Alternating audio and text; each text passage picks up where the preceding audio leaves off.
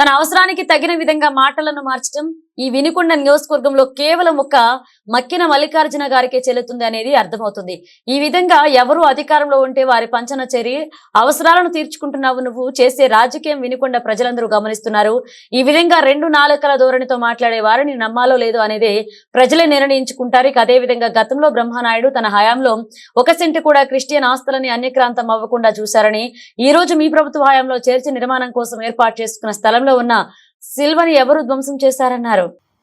దారుణంగా హత్య చేసి వాళ్ళ కుటుంబ సభ్యుల మీద కూడా కేసులు బనాయించి సాక్షుల మీద కేసులు బనాయించిన సందర్భంలో బ్రహ్మనాయుడు గారు ఆ కుటుంబాన్ని పరామర్శించడానికి వచ్చారు. దాన్ని తట్టుకోలేక మళ్ళా ఏదో మక్కిన మల్లికార్జునరావు గారు ఆ తర్వాత చీఫ్ విప్ ఆంజనేయులు గారి చేత ఏదో మాట్లాడించారు. ఈ సందర్భంగా మేము ఒకటే చెప్తా ఉన్నాం, చీఫ్ విప్ ఆంజనేయులు గారు ఏబిఎం కాంపౌండ్ ఆస్తుల్ని కాపాడుతాను అని చెప్పారు.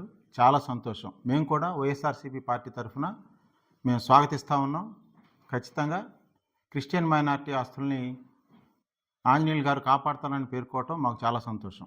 కాకపోతే చిన్న సవరణ ఏంటంటే, బ్రహ్మనాయుడు గారు కూడా ఆస్తుల్ని ఆయన ఏదో కాజేయడానికి ప్రయత్నం చేశారు, ఆయన రక్షించలేదని ఏదో మాట్లాడారు. అది ఆయన సవరించుకోవాల్సిన అవసరం ఉన్నది. ఎందుకంటే గత 5 సంవత్సరాలుగా వినుకొండలో ఎక్కడా కూడా రిజిస్ట్రేషన్లు కూడా జరగనీలా. ఏబిఎం కాంపౌండ్కు సంబంధించి క్రిస్టియన్ మైనారిటీ ఆస్తుల్ని ఏ రిజిస్టర్ ఆఫీసులో కూడా రిజిస్టర్ జరగడానికి ఒప్పుకోను అని చెప్పి గట్టిగా నిలబడి యుద్ధం చేసిన ఆయన బ్రహ్మనాయుడు గారు. మీరు కూడా అదే పద్ధతుల్లో గట్టిగా నిలబెడతానంటున్నారు. చాలా సంతోషం. దాని వెనకాల ఎవరున్నారు, ఏ వ్యక్తులు ఉన్నారో మాకన్నా మీకే బాగా తెలుసు. వాళ్ళ నుంచి కూడా కాపాడుతానని కనుక మీరు గట్టిగా ఉంటే మేము పూర్తిగా హర్షిస్తాం, మేము పూర్తిగా స్వాగతిస్తూ ఉన్నాం ఆ విషయంలో. అయితే ఇంకో విషయం ఏంటంటే, ఆశ్చర్యకరంగా ఈ మధ్య కాలంలోనే తెలుగుదేశం పార్టీలోకి వచ్చినటువంటి మక్కిన మల్లికార్జునరావు గారు చాలా దురుసుగా బెదిరించే విధంగా మాట్లాడుతూ ఉన్నారు. ఇది ఆరోగ్యకరమైనటువంటి ధోరణి వినుకొండకు కాదు. ముఖ్యంగా అరాచకాలు సృష్టిస్తూ ఉన్నాడు బ్రహ్మనాయుడు గారు అని చెప్పి మాట్లాడారు. నిన్నటిదాకా మీరు ఈ పార్టీలోనే ఉన్నారు, వైఎస్ఆర్సీపీలోనే. ఆర్టీసీ బస్టాండ్ దగ్గర ఉన్నటువంటి సంఘటనలన్నింటినీ కూడా తిరగదోడతామని చెప్పి మాట్లాడారు. అంతకుముందు మీరు మాట్లాడిన మాటలేంటో, ఇప్పుడు మీరు మాట్లాడిన మాటలేంటో రెండు కూడా మీకు నేను చెప్పటం కాదు, మీకు గుర్తు చేయిద్దామని చెప్పి ప్రజలందరికీ కూడా ఈ సందర్భంగా తెలియజేద్దామని చెప్పి నేను అనుకుంటా ఉన్నాను. న్యాయమైన కోరికల మేరకు ఆర్టీసీ దగ్గర ధర్నా చేస్తా ఉంటే నువ్వు దగ్గరుండి తలకాయలు పగలు కొట్టించావు. పోలీసు ఫైరింగ్ జరిగింది ఎప్పుడూ లేని విధంగా. దాని మీద ఏ చర్యలు లేవు. ఏల్పూర్లో ఇది మీరు మాట్లాడారు ఇవాళ. మరి గతంలోనే ఆ గొడవ జరిగిన రోజునే మీరు మాట్లాడిన మాటలు కూడా ఉన్నాయండి మల్లికార్జునరావు గారు.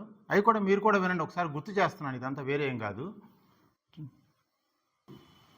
మాజీ ఎమ్మెల్యే చూసి ఇది అక్కస్తో చేసినటువంటి, తెలుగుదేశం వారి అక్కస్తో చేసినటువంటి కార్యక్రమంగా మేము అందరం భావిస్తున్నాం. ముఖ్యంగా ఈ రోజున ప్రభుత్వ కార్యక్రమానికి ఆయన జగనన్న సురక్ష కార్యక్రమానికి బయలుదేరారు. వాస్తవంగా మరి ఎవరు ఆయనకు ఎన్నికల కార్యకర్తలు లేరు, నాయకులు లేరు.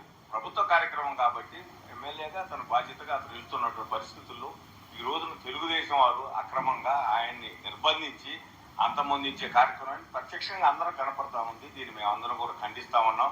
ఈ నియోజకవర్గం మొట్టమొదటి నుంచి కూడా ప్రశాంతంగా ఉండేటటువంటి నియోజకవర్గం. ఈ రోజున ఈ 4 సంవత్సరాల కాలంలో కూడా మరి ఎక్కడా ఏమీ లేదే. ఈ మధ్య కాలంలోనే ఎలక్షన్లు దగ్గర పడే పొంది, సమీపించే పొంది చూస్తున్నటువంటి అభివృద్ధిని, ముఖ్యంగా ప్రతి మీటింగ్లో కూడా ఎమ్మెల్యే గారు కానీ మేము కానీ ఈ 4 సంవత్సరాల కాలంలో జరిగినటువంటి అభివృద్ధిని ప్రజలకు వివరించే కార్యక్రమం చేస్తున్నారు. గతంలో వాళ్ళ పాలనలో ఉన్నప్పుడు జరగనటువంటి అభివృద్ధిని ఎత్తి చూపుతుంటే తట్టుకోలేక చేస్తున్నటువంటి చర్యలు తప్ప ఇందులో ఎటువంటి ఇది లేదు. దీని మూలాన ఎటువంటి వైసీపీకి కానీ బ్రహ్మనాయుడు గారికి కానీ ఎటువంటి ఇబ్బంది లేదు. సుశిక్షితులైనటువంటి కార్యకర్తలు ఉన్నారు, పెద్దలు ఉన్నారు, పార్టీ అండుంది, ముఖ్యమంత్రి గారు అండుంది. దీన్ని తీవ్రంగా మేము ఖండిస్తా ఉన్నాం. భవిష్యత్తులో మరొకసారి ఇది 2వ పర్యాయం ఆయన వెనక రావడం, ఇంకొకసారి ఈ విధమైన చర్యలు కనుక తీసుకున్నట్లయితే తప్పనిసరిగా కార్యకర్తలే దీన్ని అడ్డుకుంటారు. ఈ రోజు ఏదైతే తక్కువ మంది కార్యకర్తలు ఉండి కూడా మరి తెలుగుదేశం వారి దుర్మార్గాన్ని ఏ విధంగా అటాక్ చేశారో అదే విధంగా భవిష్యత్తులో కూడా తప్పనిసరిగా ఇది మల్లికార్జునరావు గారు ఇది మీకే చెల్లింది. మొన్నొక మాట, అప్పుడు అలా ఇప్పుడు ఇలా. దీన్ని ఏమంటారు?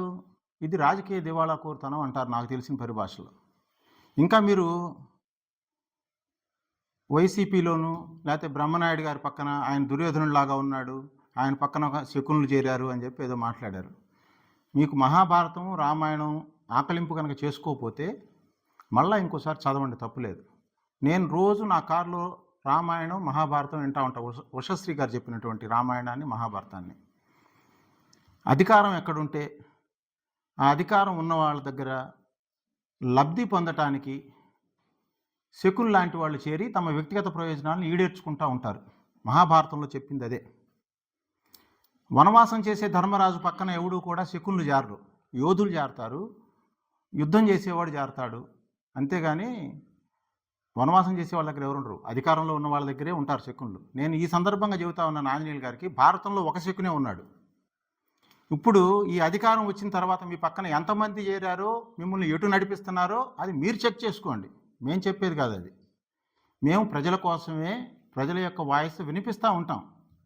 అది ప్రజల పక్షాన నిలబడి వాయిస్ వినిపించడం అనేది ఒక మంచి లక్షణం, అది ఎవరైనా వినిపించాలి. పదే పదే మీరు సరిగ్గా మీరు ప్రతిపక్ష ధ్వని వినిపించండి, ప్రతిపక్ష పాత్ర పోషించండి అని మల్లికార్జున గారు చెబుతున్నారు, మాకు సలహా ఇస్తూ ఉన్నారు. మంచిదే.